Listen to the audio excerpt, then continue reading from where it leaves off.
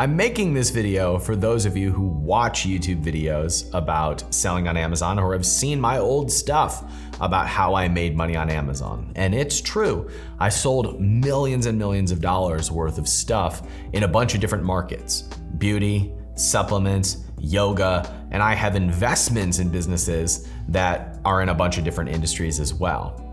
But I always knew from the beginning that if I was building an Amazon business, then I wasn't building a real business. And so many of the Amazon e-commerce space is so focused on becoming a good Amazon seller that they miss being a really great entrepreneur. I hope to convince you in this video that there's so much more action outside of this little puddle that we step in. And I don't just mean Amazon being the puddle. I mean the focus on optimizing that one channel rather than putting your focus on building a brand, building a company that you can scale and sell. Back in 2017, when I sold my business, I thankfully had diversified. I was in about 1,000 retail stores. We had a little bit of a social media presence. We had some sales on our website, and we were on Amazon.com. Still about 60 or 70% of our sales came from Amazon. And when I sold the company, there were people who saw that as a big win for the industry. They saw it as there are now 8-figure valuations on businesses that take most of their sales on Amazon. When I got labeled as an Amazon seller or an Amazon expert, that made me feel like a liar, because I knew that I could barely navigate the back end of Amazon.com. The truth was, I was an entrepreneur, and an entrepreneur is someone who builds something that they're proud of, who sees problems in the world and solves them.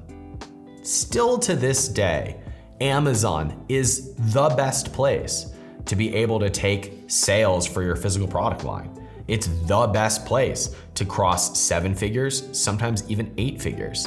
But if that's where it ends, then you are missing where all of the value is. By value, I mean the value of your company, the value of what your business can be scaled and sold for. If you're an Amazon seller or it's a big part of your business, I would invite you to consider starting to make the pivot from Amazon seller to real business. And I want to share with you how I would recommend that you do that. It starts by giving the customers that are coming to you from Amazon an amazing experience and a reason for them to follow you elsewhere. That can happen with a killer product, it can happen with a killer message, or it could happen with just the values that you represent as a business and as a brand. I always work with my students and my clients at finding the underlying branding. And by brand, I mean the values, the mission, the message, why you're doing this before they even think about selling products. Or if somebody is actively selling $1 million a year, finding the story that weaves the entire product line behind one central mission or message or person, that customer that you are trying to help. When you focus on the person that the brand is serving, it becomes much clearer what products to release and what price points you should be able to sell them for. One of the challenges of just being an Amazon seller is that you are beholden to this competitive marketplace where most businesses are selling the exact same thing that look exactly like everybody else. There is this downward pressure in the marketplace to lower your prices and get more reviews, which squeezes out all of your profit margin. Now, I love that capitalism does that, but I also know as a business owner that you have to maintain healthy profit margins for one reason: to do a great job for your customers. When you start sacrificing an incredible service and experience for your customers, you start losing rank. You start losing reviews. You start losing your eye on the prize, which is to build something that is truly valuable enough to be sold to someone else who will pay you for it. Or a business that has lasting value, meaning that it will grow beyond you and pay you dividends for years, if not decades to come. The only way to do that is by having the customer at the very center, which is Amazon's thesis, by the way. Amazon's thesis is whatever is best for the customer, we will back. If you want to be a great Amazon seller, join them in that fight. Do what's great for the customer. Yes, lots of people shop on price. And yes, you can get a temporary bump by lowering your prices and getting a conversion rate increase. But the way that you win long-term is by making all of your decisions focused on what allows the company to serve the customer with no other focus. It's rare that that happens by being the cheapest, having the lowest price, having the most aggressive pay-per-click strategy. The pivot starts when you start serving that person off of the channel. One of the ways that we do this is we encourage some of our clients or students to have a charity that they support. What is one cause or one mission that you believe in enough that will resonate with your audience, resonate with your customers? And put an insert in your packaging that says, we donate X amount for every order confirmed. Go to this URL to confirm your purchase. Now what that does is, first of all, it gets people to go over to a page and enter their email address so that you can follow up with them. But it does one other thing as well. It connects the customer with the values of your business. That is the pivot point for building a brand. Now you don't need to do a charity offer. There's lots of things that you can do in order to begin that conversion. But I like the charity approach because it forces you to think about what would resonate with my customer? What do I need to present to my customer that has nothing to do with what I want? I actually have to do something for someone else in order to connect with my customer. That's when you start thinking about what is best for that person.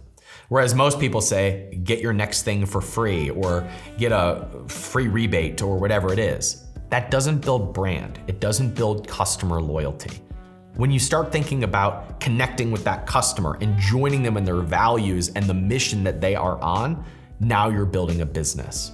And of course that opens up opportunities, like you have a big email list of buyers who believe in what you are doing enough to give you their email address, and now you can launch products on Shopify or you can drive them to social media. But all of that is immaterial if the rest of the business doesn't match with the values and the vision that you are communicating in that insert. Do you actually believe in the things that you say? Do you actually believe that you're an advocate for that customer? If so, it will show up in your social media content. If so, it will show up in how you communicate in your emails. If so, it will show up in the types of products that you release. The beautiful irony of this is that when you make that shift, you start being able to charge higher prices. You start getting higher conversion rates. You start getting raving fans who voluntarily leave you reviews. And you start crushing it even more on Amazon because you have the margin to be able to invest in scale and growth and contribution to that customer. There's one other pivot point that can help take you from Amazon seller to real entrepreneur. And that's when your focus goes into customer acquisition, which you can only do, by the way, when you've figured out the first part of relentlessly serving your customers and serving them off of a channel like Amazon. When your focus can go into how many customers can I acquire, how much money can I spend, or how many losses can I mitigate, then you can start outspending everyone else because you have a system for being able to get people into loving your business, turning them into raving fans, turning them into followers that want to buy from you over and over and over again. Those two pivots, being able to communicate directly with the customer, making them your focus, and then aggressively investing into customer acquisition through outspending everybody else, running retargeting ads, and being able to outspend to get new customers, that has this beautiful result of making you succeed on multiple channels and making you have a very, very valuable business. No one wakes up in the morning and says, I want to be an Amazon seller when I grow up. No one looks up to famous entrepreneurs who are Amazon sellers. We look up to entrepreneurs. We look up to creators. And if you're an Amazon seller, you have that ability. In fact, you're sitting on the most beautiful platform ever to make the shift from just selling stuff to having something of real value that people become raving fans of. It just requires a few simple pivots of actually focusing on the customer rather than the platform, aggressively getting customers. And I would add in having a clear vision for the business that you want, not the business that you think that you can build. Build the business you want, which is almost never selling random things on Amazon.com. That's why I'll never call myself an Amazon seller ever again. It's why I cringe when people say they have an Amazon business, because there's so much more action, there's so much more juice, so much more excitement, so much left in the tank for you if you put your focus on a much bigger vision. I'm Ryan Daniel Moran. I'm just your average multimillionaire. I did it through building businesses that you can scale and sell, and I help entrepreneurs do that, and I invest in them, and I help them make the pivot from being marketers and selling stuff to having real businesses that they can scale and sell. One of the ways that I do that is inside of our incubator. So if you are ready to make this shift, we can help you get clear on your vision and build the foundation of something that you can scale and sell that has real value. You can find out more in the description. And if you're an entrepreneur building businesses, I'd love to be a part of your journey. So hit the subscribe button. Thanks for watching. See you next time.